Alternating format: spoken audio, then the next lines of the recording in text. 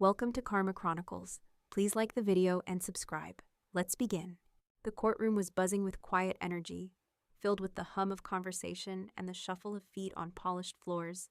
It was the kind of day that demanded celebration, a day for Clayton, my younger brother, as he stood at the front of the room, ready to be sworn in as a newly licensed attorney. The pride in my parents' eyes was impossible to ignore.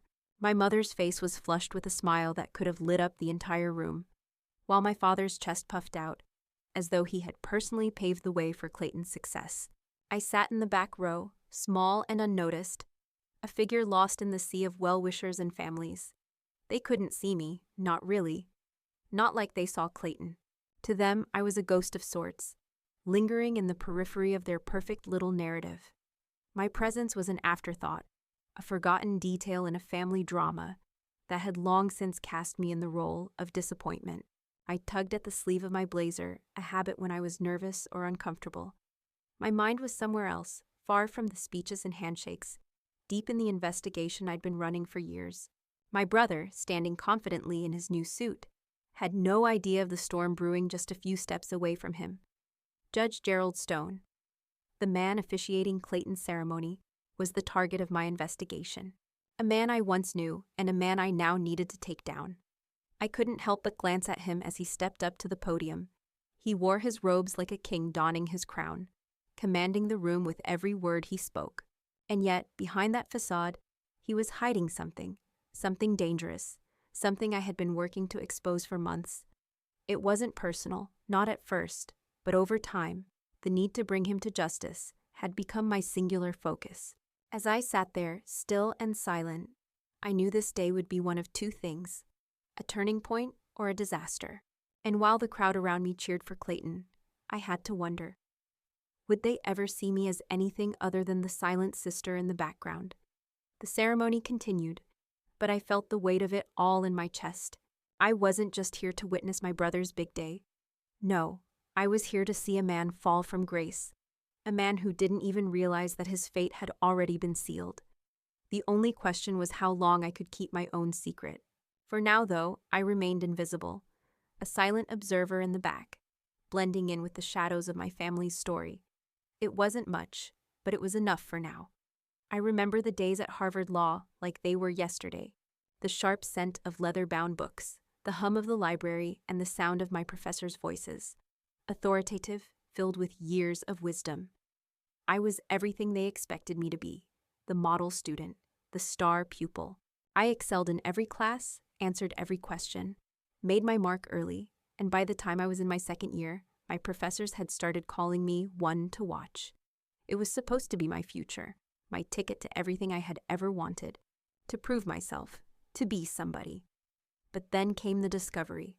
I had been assigned a case, a small one at first, a simple ethics review for a professor whose name was quietly whispered among the faculty. It was nothing at the start, just a little misstep. A bribe here, a skewed recommendation there. At first, I thought it was just another academic scandal, something to shrug off. But the deeper I dug, the more I uncovered, and the more I realized just how deep the rot ran. It wasn't just one professor. There were others, connections, a network of corruption so tangled I couldn't untangle it on my own. They had been using their power, their influence, to manipulate students into jobs they didn't deserve, all in exchange for favors, money, and positions. A whole system built on bribery, using federal clerkships as a way to make deals with politicians and judges. It felt like my whole world had shifted. These were the people I was supposed to look up to, the ones who had trained me. They were no different from the criminals I had been taught to defend against. And the more I uncovered, the more I realized that I was in too deep. This wasn't just about a few corrupt individuals. This was a whole system that was broken. I couldn't ignore it. I couldn't be complicit. So I did what I thought was right. I reported it. I went straight to the ethics committee, expecting justice, expecting someone to listen, but I didn't get the support I expected. Instead, I was ostracized.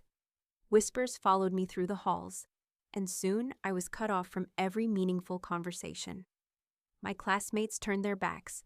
My professors gave me cold, disapproving glances. The university, the law school that had promised me a future, had suddenly become a place I couldn't bear to be in anymore. It felt like everything I had worked for was crashing down. No one cared about what I had uncovered.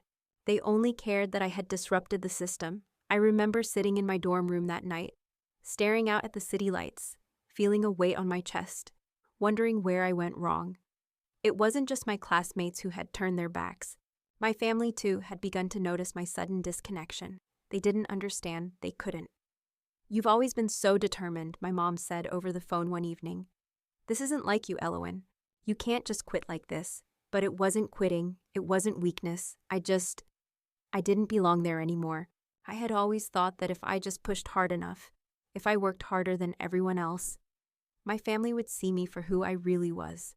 Not the quiet one, not the disappointment, but someone who could stand tall beside Clayton. But standing up for what was right, that was more than they could understand. One day, I got a call, an unexpected one. It was a woman, someone I didn't know, but the sound of her voice told me everything I needed to know. "Is this Elowen Marshand?" she asked. "I'm with the Department of Justice. We'd like to offer you a chance to continue your work, but outside the law school." The offer was clear.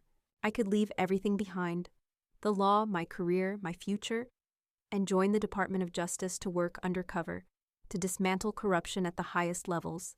The caveat? I had to abandon my legal career, my dreams of standing in a courtroom, of wearing the title of attorney. I was hesitant at first. It felt like giving up. But then again, what did I have left? My family had written me off. My classmates had turned away. I was a ghost in a place I had worked so hard to make my own. So I accepted. I let go of my future in law and walked into a shadowy world I never expected to be a part of. The government, classified operations, and investigations. Everything was different. But it was my only choice. My family thought I had dropped out because I couldn't handle the pressure. They didn't know that I was working to uncover something much bigger, something that could change everything. They didn't know that I had chosen a path they couldn't possibly understand. They didn't know I had become part of something far greater than any career at Harvard could have offered me. And so, I became a part of the DOJ's hidden army, dismantling corruption with my quiet, secret work, while my family continued to celebrate Clayton's success, blissfully unaware of the danger I was working to expose. 12 years had passed since I left Harvard Law, and in all that time, I had been living a life no one in my family knew about. It wasn't a life of excitement or public recognition. No, my life was quiet, unremarkable. I lived under aliases, working from the shadows in a private forensic firm where my cover was perfect. No one suspected a thing. The world saw me as someone who had dropped out, another failed law student who couldn't handle the pressure. But that was far from the truth. I had become a different kind of soldier, one who didn't need recognition or applause. The work I did was unseen, but it was crucial. The cases I worked on were high stakes, dangerous, and often left me walking on the edge of exposure. But I had accepted it. I wasn't the woman I had once been, the law student hoping for approval, for my family's pride. I had long since abandoned that part of me. Now I did the work that had to be done, the work that no one else was willing to touch. I often found myself reflecting on the old days, when I thought things would be different. My family's pride, their expectations, and their constant comparison between Clayton and me. All of it felt like a weight I couldn't shake off. But in the quiet of my new life, those things didn't matter anymore. The truth was, my family would never understand. They never saw me as anything more than a shadow, and I had come to terms with that. But that didn't stop me from trying, every now and then, to reconnect. On holidays, I'd make my way back to their house, hoping maybe, just maybe, things would be different. Maybe they'd finally see me for who I really was. But every time, it was the same. One Christmas Eve, I showed up at my parents' house, like I had so many times before, hoping for a little warmth. The smell of turkey and stuffing greeted me as I stepped inside. My mom was in the kitchen, bustling around, while my dad sat in his usual chair, half watching the football game, half dozing. Clayton was there, of course, the shining star of the evening, holding court as usual. He had just finished his first year as a fully fledged attorney, and the pride radiated from him like sunlight.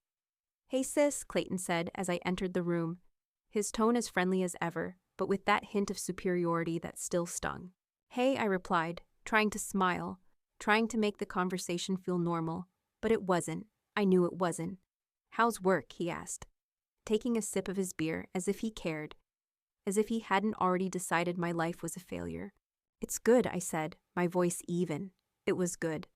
But I didn't say what kind of work it was, or how much more important it was than the corporate law cases he was handling.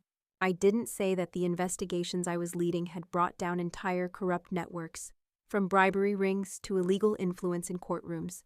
No, I didn't mention any of that. It wasn't the time, not in this house, not with this crowd. "Good to hear," he said, with that dismissive tone that still felt like a slap, even after all these years. As the evening wore on, the conversation moved on to everything Clayton was achieving. He talked about his cases, about the clients he was landing, about the future he was building. It was the same conversation I had heard so many times before.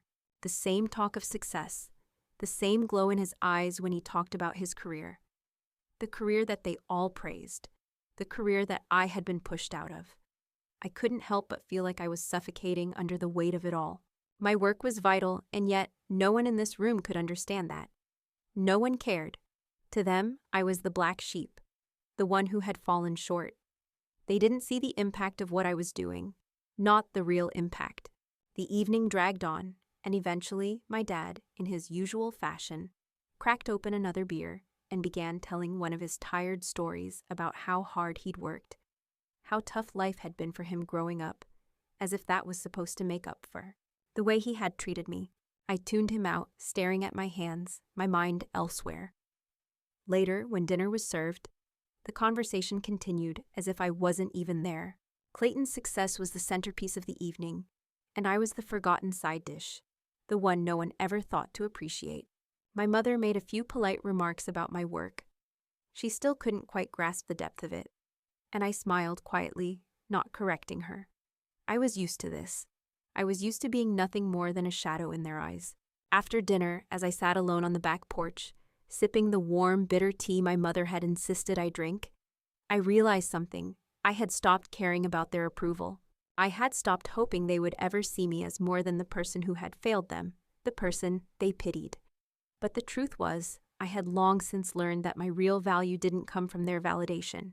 It came from the work I was doing, the work that would never be seen by them, but that would change the world in ways they would never understand. And yet, despite all of that, the sting remained. The need to belong, to be seen, to be acknowledged.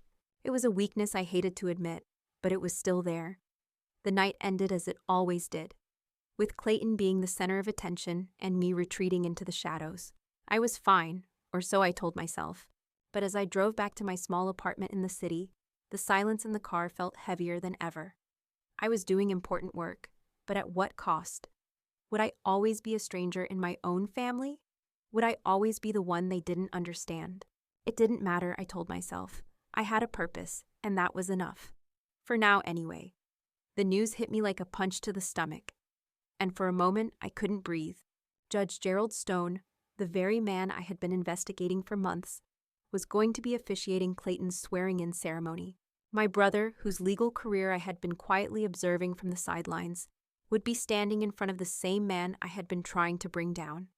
The thought alone sent a wave of nausea through me. The irony of it all was almost too much to bear. I had spent years, slowly and carefully, dismantling the network of corruption within the legal system. And now, of all places, I would be forced to confront the very man who had been the centerpiece of my investigation in a public setting. I wasn't sure what I was more afraid of, the possibility of him recognizing me, or the chance that my investigation would be blown wide open in front of my family. Either way, it felt like a ticking time bomb waiting to explode. I was already deep into my work when the news came. A quiet email from a source, a detail I hadn't expected. There it was, in black and white. Judge Stone was listed as the officiant for Clayton's ceremony. My hands trembled as I stared at the screen. I had no idea how to process this information. It had been over a decade since I had last seen Stone in person, back when he was just a promising judge with a spotless reputation. Of course, I didn't know then what I knew now, that he had been deeply involved in the very corruption I was trying to uncover.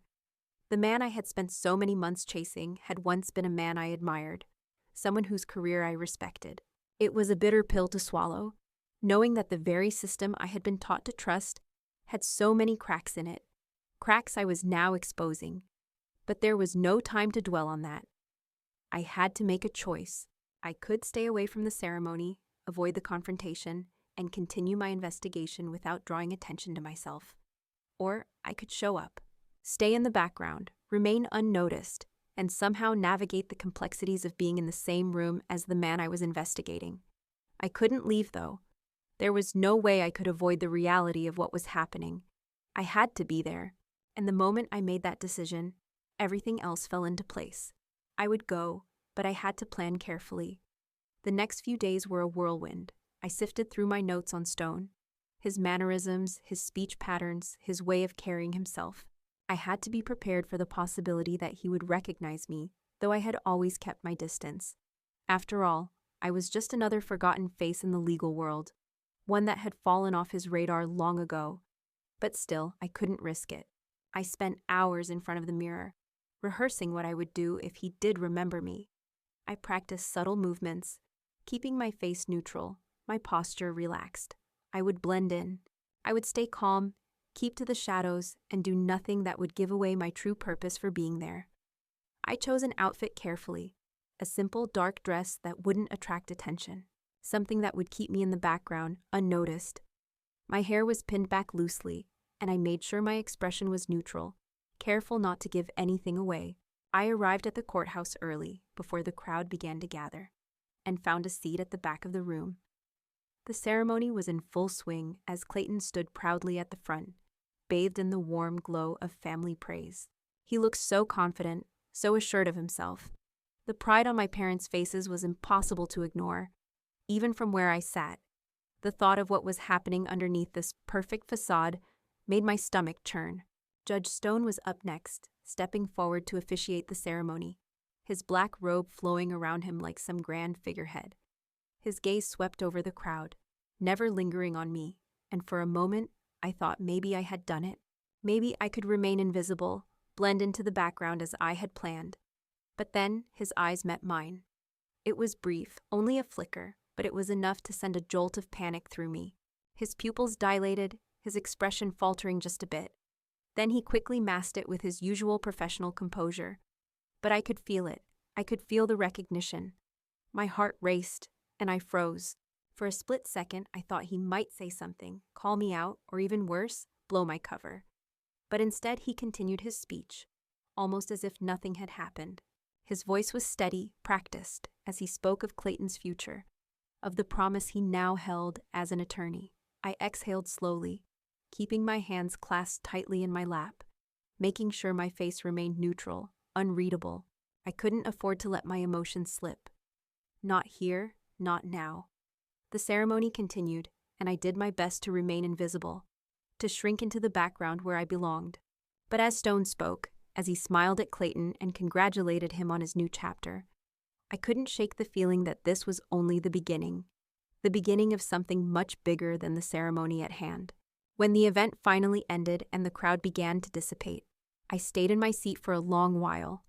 It was only when the last of the guests had left that I stood up, taking one final look at Judge Stone. He was chatting with my parents, laughing politely, acting as if nothing in the world could disrupt this perfect moment. As I left the courtroom, I couldn't stop thinking about what had just happened. What did his brief look mean? Was he really aware of who I was?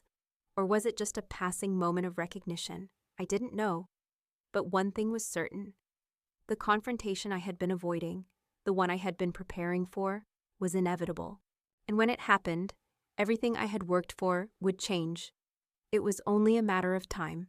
The ceremony was over, and the air in the courthouse felt thick with the weight of unspoken things. I had spent the last hours sitting in the back, my eyes trained on the floor, my mind racing through the details of the investigation I had been carrying for so long. Judge Stone's brief glance had unsettled me more than I cared to admit, but I had done my best to remain still, to blend into the crowd, to let Clayton have his moment in the spotlight.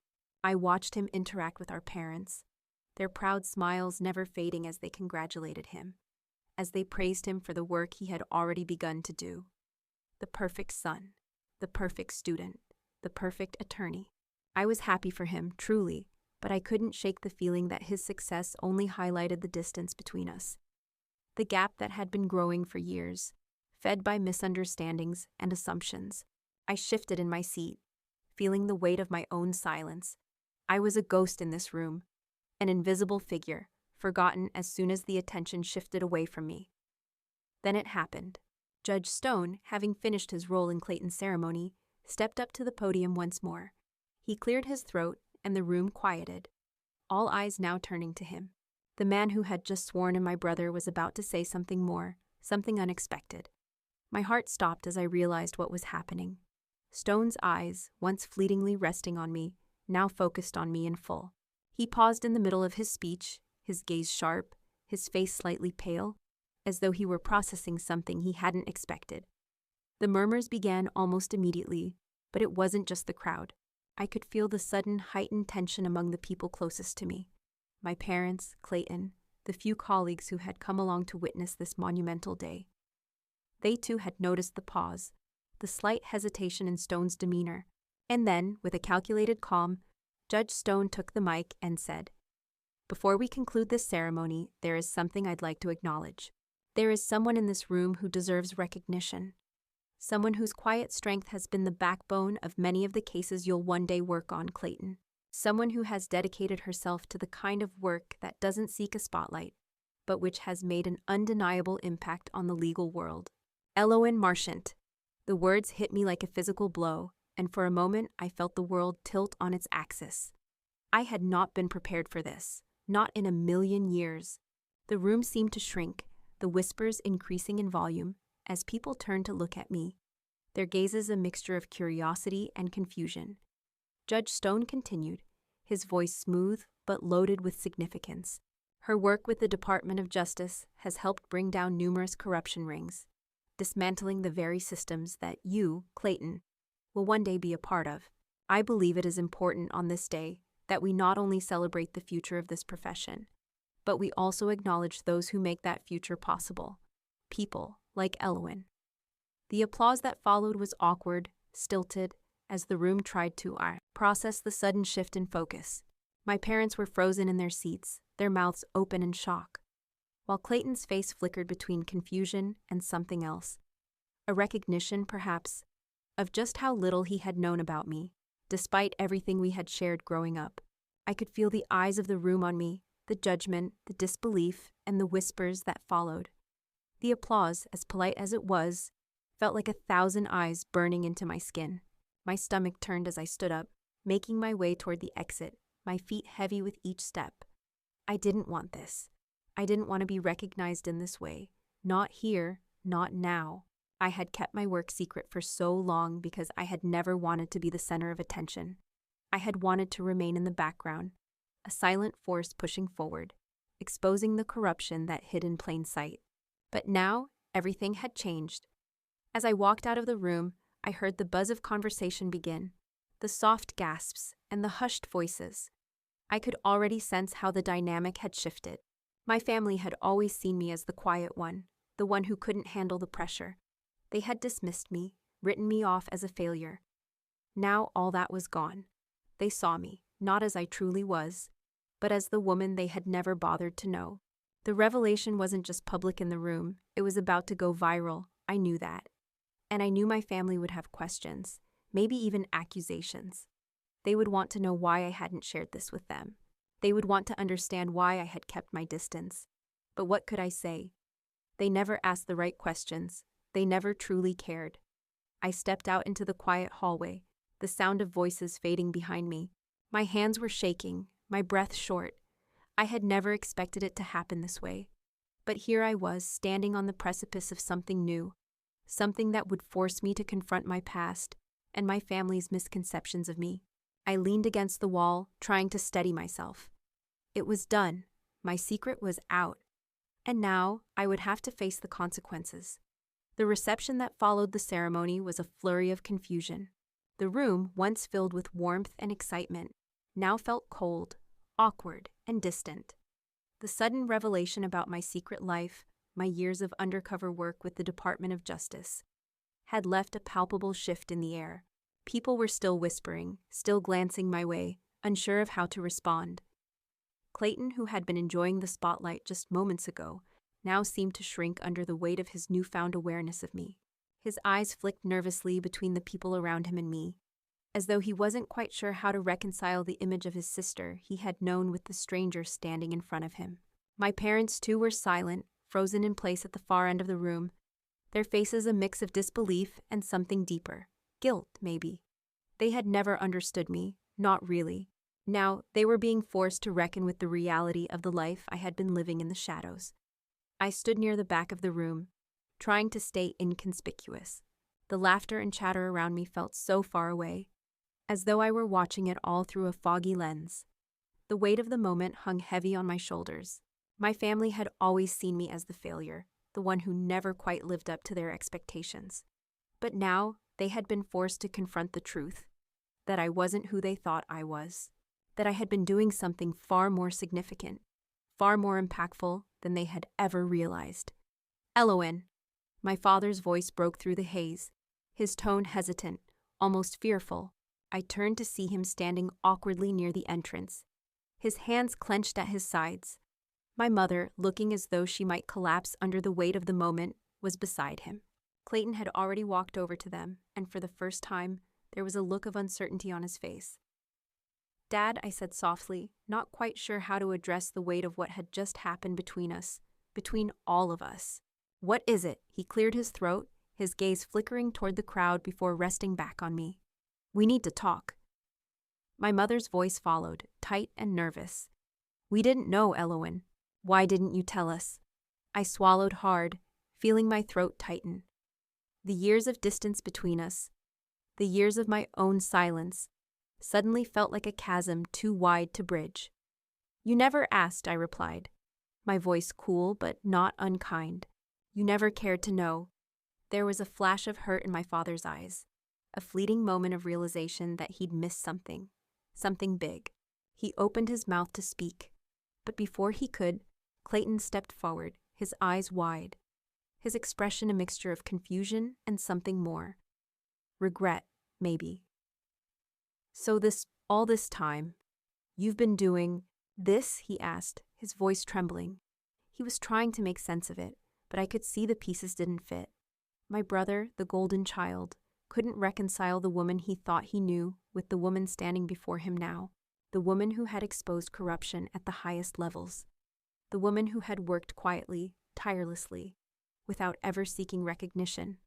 "I didn't think you'd understand," I said, looking him in the eye.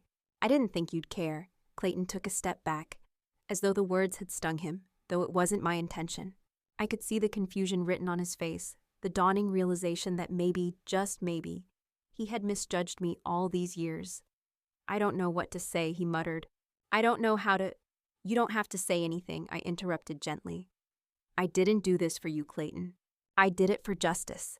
The weight of those words hung in the air, and for a moment, I wondered if anyone in this room would ever truly understand that. My father shifted uncomfortably, and I could feel his gaze on me, full of regret, full of things unsaid.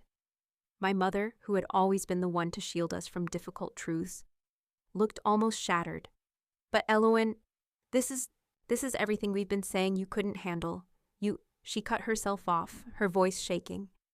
"You left, and we thought you had given up. We thought you weren't strong enough to handle law school. And now you see what I've been doing," I said, my voice growing firmer.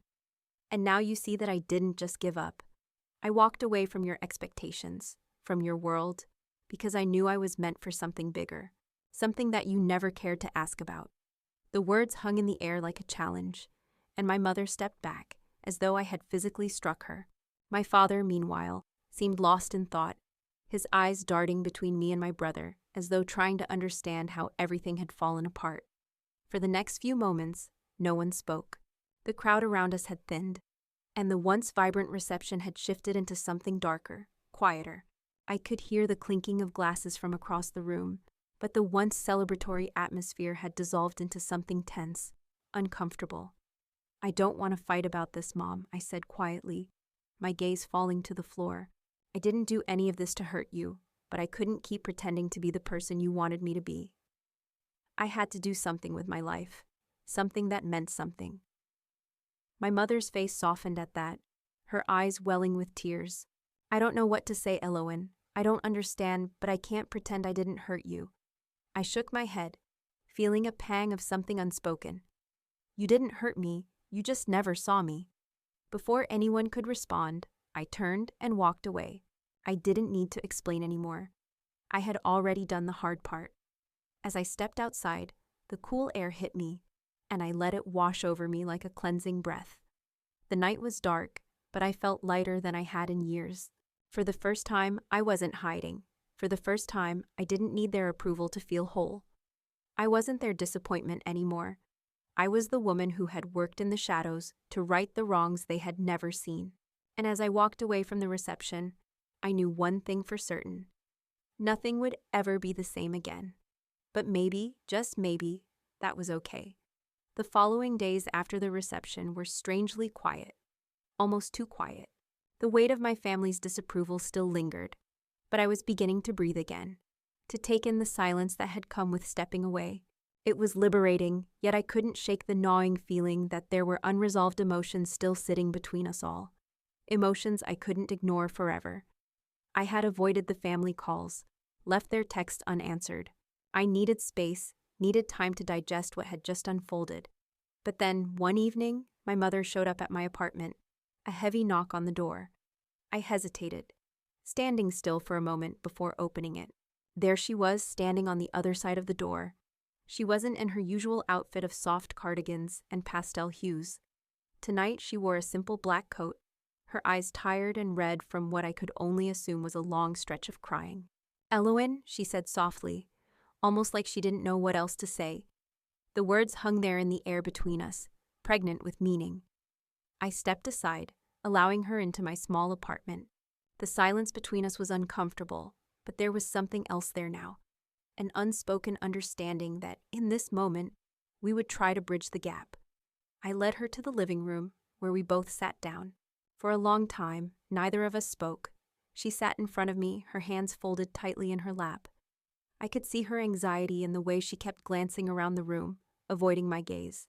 I couldn't help but notice the way her lips trembled ever so slightly as she gathered her thoughts. Finally, after what felt like an eternity, she spoke. "I've been thinking a lot about everything you said, about your work, and about us." Her voice was quiet, almost like she was unsure of the words. "I didn't understand, Elowen. I didn't know the kind of person you had become, and that's my fault." I blinked, taken aback. I hadn't expected this. Not after everything. I was silent for a moment, unsure of how to respond. Part of me wanted to be angry, to point out the years of being brushed aside, of being misunderstood. But the other part, the part that still hoped for some semblance of connection, wanted to hear her out. "I'm sorry for everything," she continued, her voice thick with emotion, "for not seeing you, for not asking the right questions. I know I've always pushed you, and I thought if I kept pushing, you'd finally measure up. I thought that's what you needed. But I was wrong." I shifted in my seat, my fingers resting on the edge of the couch, unsure of where to go with this conversation. "You never saw me for who I really am, Mom. You never saw the things I was doing, the things I cared about. And it wasn't just about law school or Clayton's career. It was about what I was fighting for, what I was trying to change. You were so caught up in your expectations of me, you didn't even realize the kind of person I had become." Her eyes welled up with tears, and for the first time in my life, I saw genuine remorse in her eyes. It wasn't the same old pity that I had grown accustomed to. This was real. I was too focused on what I thought you should be, what I thought you could be, and I was blind to the fact that you were already someone who had the strength to make hard decisions, someone who had a purpose. I didn't give you enough credit, Elowen. "I'm sorry," the words hung in the air, and in that moment, something inside me shifted. I didn't know if I could ever completely forgive everything that had happened. The years of silence, the feeling of being invisible, but this was the first time my mother had ever acknowledged my worth, my choices, my struggle. It wasn't much, but it was a start. I nodded, swallowing the lump in my throat. "I know you didn't mean to hurt me, Mom. I know you thought you were doing what was best. But you have to understand. This wasn't about me not measuring up to some ideal. It was about me finding my own way, even if it wasn't the way you wanted me to go. She nodded slowly, wiping her eyes. I see that now. I understand. She took a deep breath, and for the first time in a long while, she reached out, her hand trembling as she placed it on mine. I've always wanted the best for you, Elowen. I didn't know how to show it. I squeezed her hand, feeling the sincerity in her touch. It was the first time in years I felt seen, truly seen. I'm not the person you imagined, Mom, but I'm doing something that matters, and I don't need you to understand everything. I just need you to accept that. She nodded again, her grip tightening on my hand. I accept you, Elowen?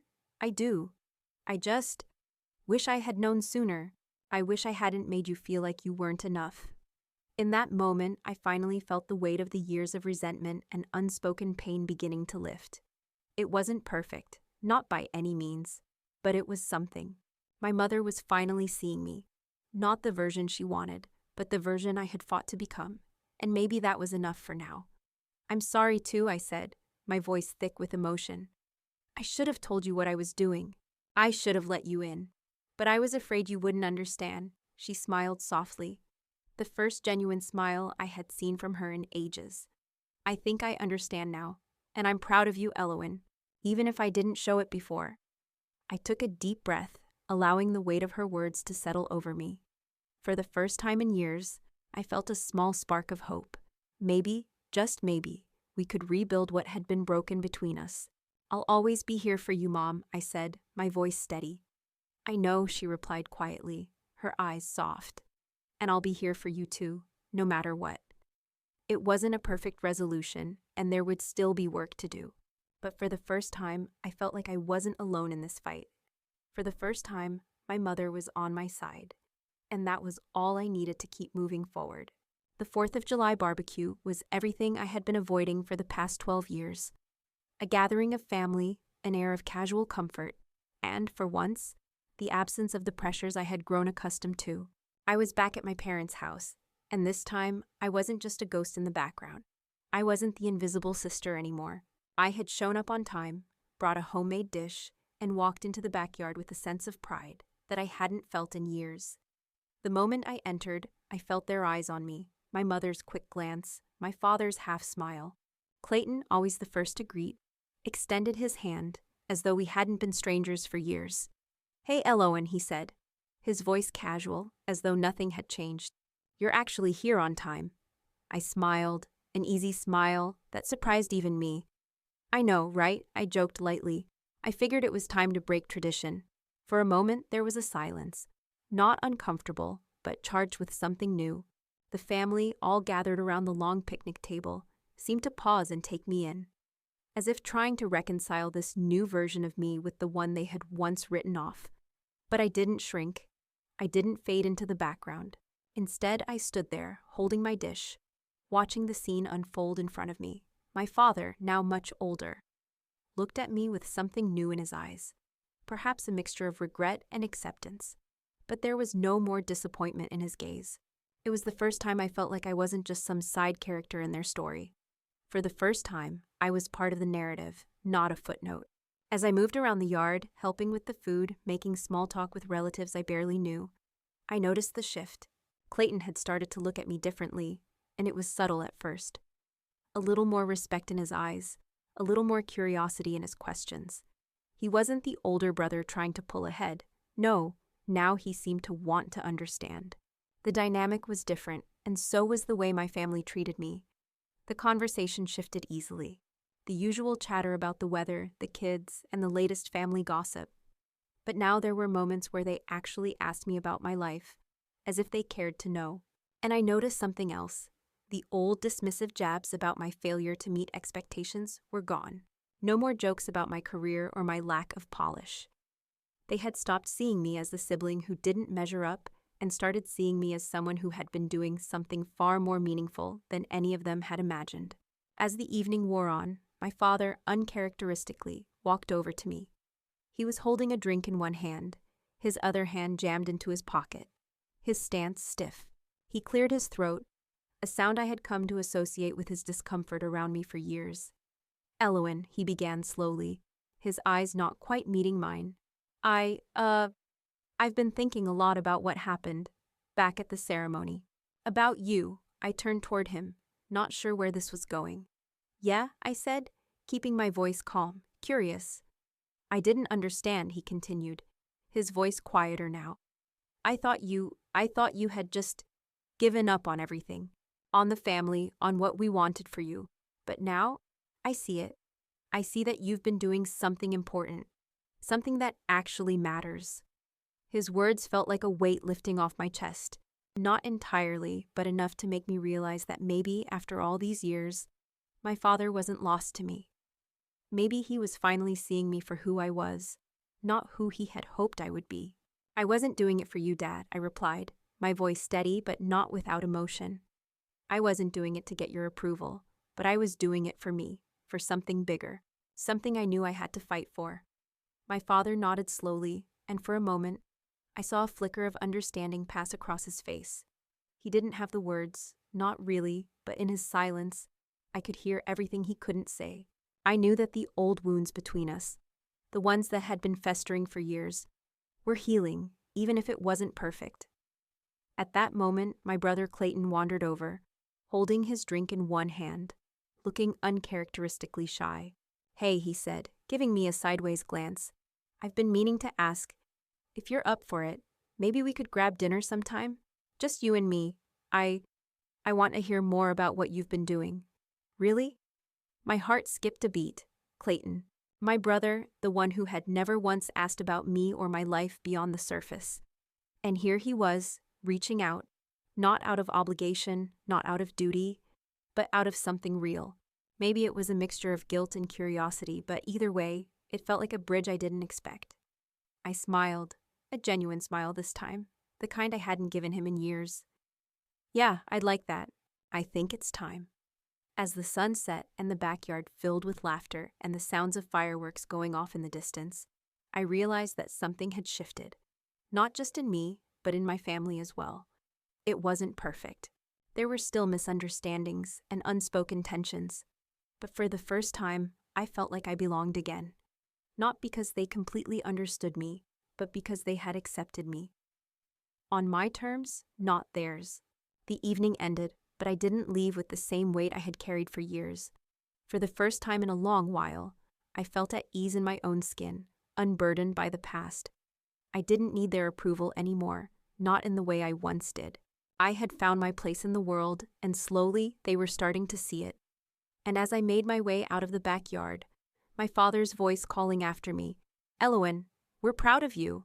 I realized that maybe, just maybe, things could be different. For the first time in a long time, I felt like I was finally home,